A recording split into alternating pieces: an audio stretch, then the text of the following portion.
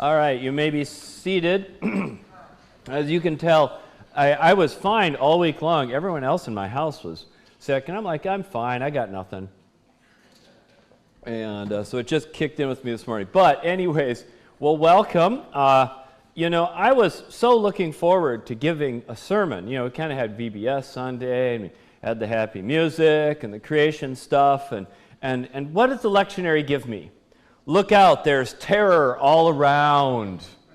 And then, of course, we get the infamous peace but a sword verse. Now, the lectionary, as you know, it's a 3-year cycle, and they base it on each of the Gospels. So you get a Matthew year, a Mark year, a Luke year. They squeeze John in around them.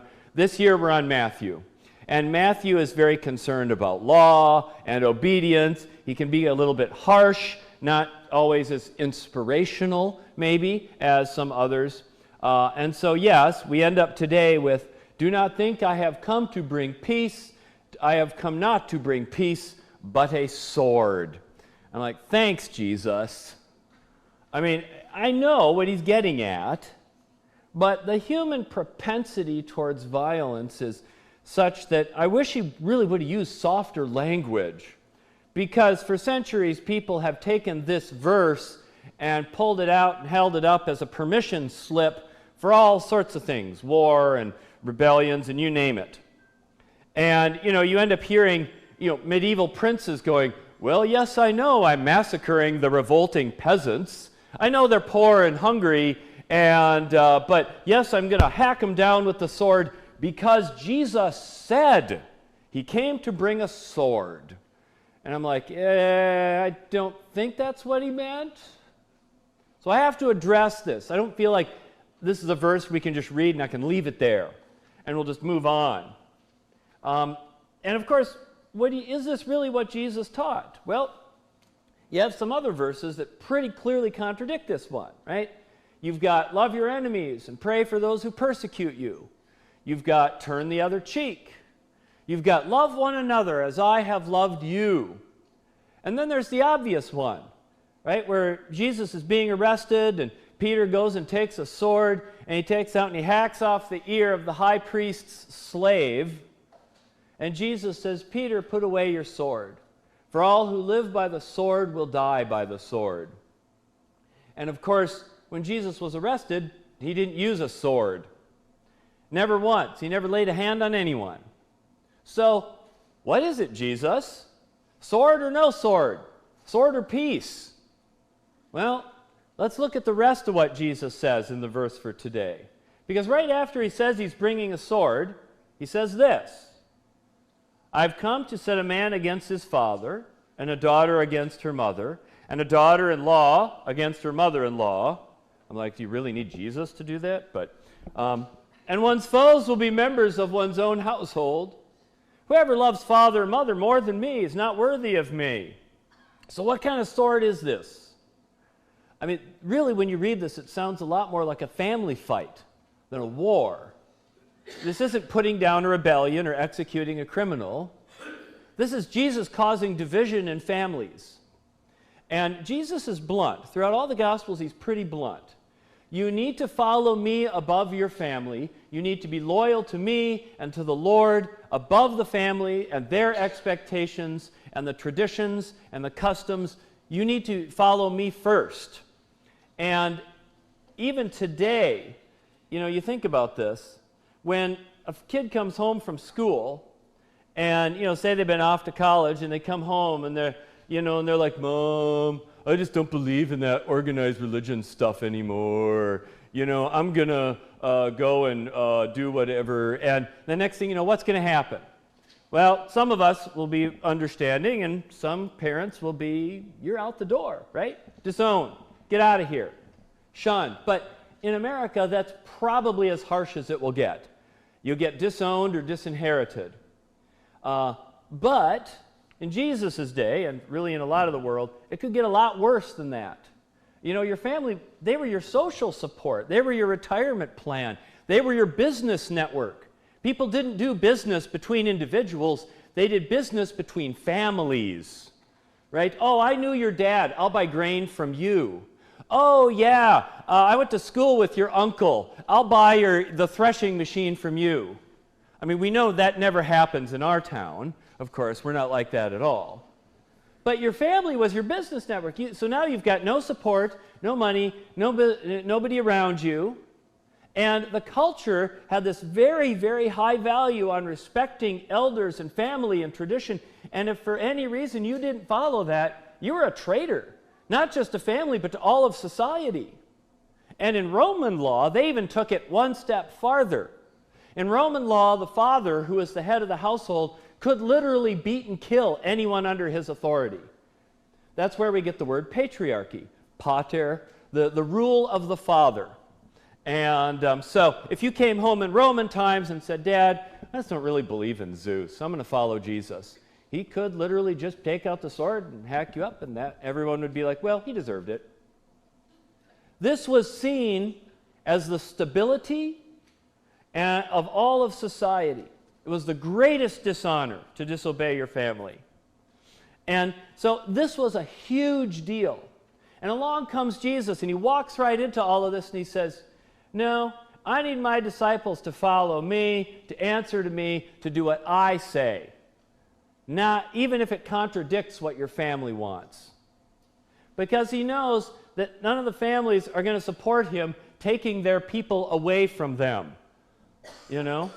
They need him working the farm. I don't need you following Jesus. And if you're following Jesus, how are you going to take care of mom and dad when they're old? You're a traitor. You're going against the traditions. So this is going to cause conflict. This is going to create division. And this is going to be seen by the wider society as an attack on family itself. It doesn't matter if the father is wrong or the family is wrong. Your loyalty is always to them. And Jesus says, no, your loyalty is to me first. And them is fighting words. And yes, there was a very real potential for violence, that they would retaliate. In fact, if you remember in the Gospel of Luke, one of the charges that's brought against Jesus is that he was corrupting the youth and teaching them to violate traditions. We got to think about that. Jesus as the corrupter of the youth. You know, Jesus was anti-family. That was one of the charges. And it matters, so it matters when Jesus says that he comes to bring the sword, and that his follow-up example of what that's going to look like is not wars or princes or kings. It's not peasant rebellions or criminals. It's family feuds and fights. He's not coming to bring war, but he is going to mess with things in a way that will cause a violent reaction. He's going to stir the pot, and he's going to disrupt the social order, and that will cause people to get violent, which is really what happens anytime you mess with the order of things, right? There are people who make money and power off things they are. They don't really want you tinkering with it, and they will fight to protect things the way that works for them. So, and you're going to come around and you're going to tell people they've got higher allegiances than that guy over there. Well, that guy over there ain't going to take it lightly. Which is what they did with Jesus, right? They killed him to shut him up, to make an example of him, of trying to change the order of things, of demanding a higher allegiance than Rome. Jesus didn't pick up the sword, and he didn't start the fight. They pulled the sword on him. But if he didn't do anything, there wouldn't have been a sword. There would have been peace. I mean, it's never one of my favorite things as a pastor to have to sit down and advise someone. You know, in this case, you probably need to do something that's going to make your family really mad. Because I don't like the idea of deliberately causing division in families. You know, we need each other, and our world needs more healthy families and less dysfunctional families. We should be encouraging that, but, and it's always the key thing here, if that family is unhealthy and abusive, and they're making you do things that go against the gospel, or maybe even just basic decency, sometimes the best thing to do is simply to stand up and say, you know, I am not going to do this. I'm not going to be a part of this. I'm not going to follow this pattern. I'm not going to be a part of this dysfunction. I am going to go my own. I'm going to do it my way. I love you guys, but I'm following this path even if you disapprove. Sometimes that's what's needed. And don't think when you say that they're going to go, you know, you're right. I really have been, abusive and controlling and dysfunctional. Thank you for telling me that. I'll change my ways. I've never seen that. So you're not starting a fight per se. You're just asserting yourself. You're saying, I'm following this Jesus guy, and that's going to mean some changes in my life, and that starts a fight. This is what Jesus is talking about. You're not bringing peace, because to bring peace would be leaving everything exactly as it is. It would involve you playing along with the family dynamics and doing what you're told and not rocking the boat. And that isn't healthy for you, and it doesn't address the problem. It just means someone's in charge and everyone else is miserable, and they're going to leave it that way so the person in charge doesn't get mad. I mean, that's really hostage taking, isn't it? I'll give you peace if you give me control.